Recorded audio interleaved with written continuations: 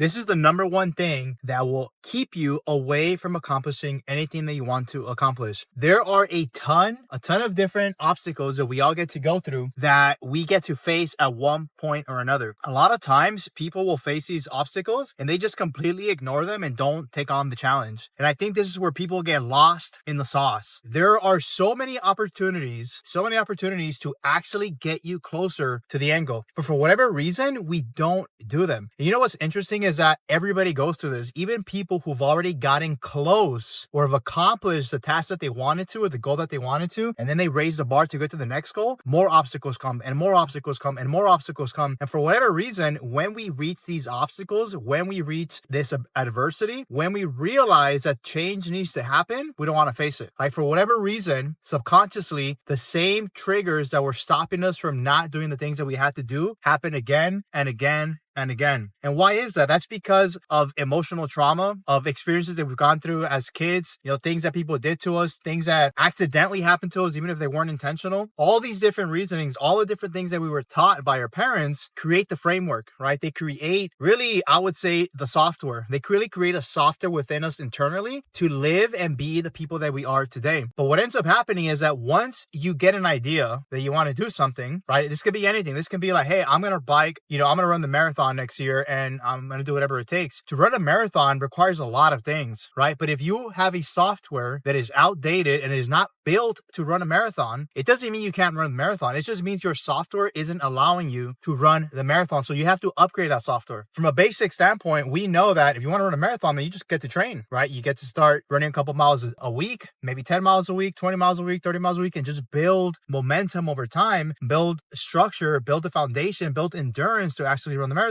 So from like that basic perspective, and even from a food intake perspective, everybody kind of knows that. You can kind of figure that out on your own. You can kind of look that up using AI nowadays pretty easily. But just because we all have the information and the intellect to get the information or the resources, it doesn't mean that we actually will do the thing. But why is that? What is the actual reason? This is what I want you guys to think about. Like, what is the reason why we don't actually end up doing the things that we need to do to accomplish the task or the goal? And that's because of the software that is structurally built inside of us as we were kids. If you continue doing the work every single day, every single week for the rest of several years, that software continues to get better and better and better. The best analogy that I can give you is like the iPhone. Most people nowadays have an iPhone. Not everybody does, so I'm not sure how other phones work. But if you guys have noticed, for those of you who have an iPhone, Apple releases a different software update every couple of months, right? To fix certain bugs or to optimize certain settings within the phone, different things like that. Think about how many upgrades Apple has done in the last 15 years or however long the iPhone has been around. It's probably in the hundreds by now. And these are softwares that get upgraded after you purchase the phone. I'm not talking about from one phone to the next new phone. I'm talking about while having that phone. And so it is the exact same thing, right? In order for the phone to become better, the software has to change. There has to be some type of change to make the phone better. And that's the secret sauce right there. Are you willing to make the changes? Are you even aware of what those changes are? A lot of us aren't even aware of those changes. And even what makes it worse is that sometimes we're actually aware and we know what those changes are that are required and needed, and we still don't do them. And we can't figure out why we don't do them. Sometimes it takes us a year to make those massive changes that we know we get to do that could have been done within a matter of weeks. Sometimes it takes a decade. Are you aware of the amount of change that you need to make in your life and on your day-to-day to actually get closer to that goal, right? Are you making the software updates? Like asking yourself, really, are you making those software updates? Like one of the things that I love about myself and that I love about people that I meet that are in this same type of trajectory to become whoever they want to become is that they constantly upgrade their software. Upgrading your software is going to be a lifelong thing if your goals are massive. Like that's just the nature of it, right? If your goals are not massive and they're just average, not that there's anything wrong with average, that's perfectly fine. Maybe you don't need to continue upgrading your software. But I actually think in one way or shape or form, everybody gets to upgrade the software, even if it's minimal, right? And so the bigger the software upgrade is, the bigger the changes are, the more willing you are to do the things that you do not want to do, that's where the massive upgrades happen. That's where you go from an iPhone 13 to an iPhone 17, right? Versus just an iPhone 13.1, 0.2, 0.3. Like at the same time, all these micro upgrades make a difference. All the things that you can possibly think of right now, like if you just stop right now, if you just stop and think of all the things that you do not want to do, maybe sometimes it requires losing friends. Maybe sometimes it requires investing money. Maybe sometimes it requires taking the risk you're not willing to take. Like there's opportunity opportunities to take so much risk all the time, 99% of people don't take it because it's scary. Like, I know it firsthand. It is scary, right? Because what if this doesn't work out? What if I lose this? I have been battling that most of my life, but I've gotten to a point now where taking leaps and taking risks has become easier and easier and easier. Like, till this point, like, yeah, there's levels to this. Like, there's still a certain type of risk that I'm like, I don't know if I'm willing to take that. But there's a lot of risk that I'm willing to take because I've done it. I've done so many different things. And so as an entrepreneur, right,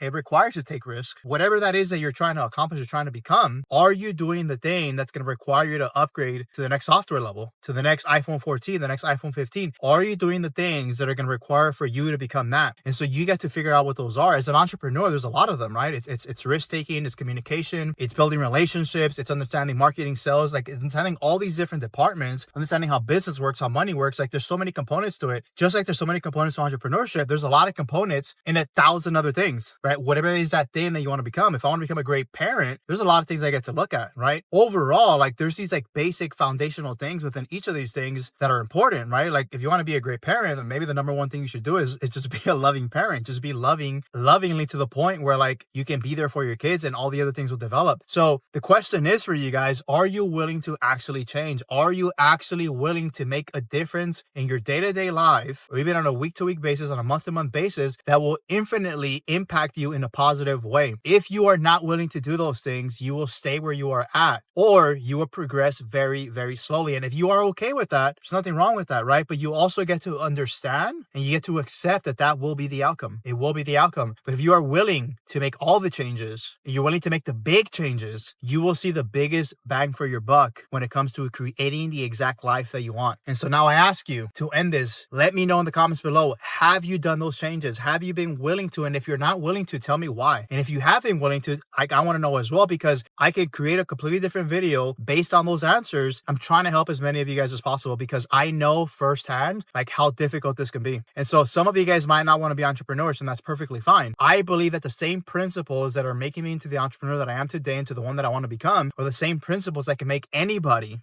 become whoever they want to become. Let me know, and I will answer every single question that you guys got, and I'll drop more videos, and I'll do whatever I can to help you guys. But as of right now, I'll leave you guys with that thought. Are you willing to make the change? And that is all I got for you guys today, and I'll catch you in the next video. Peace.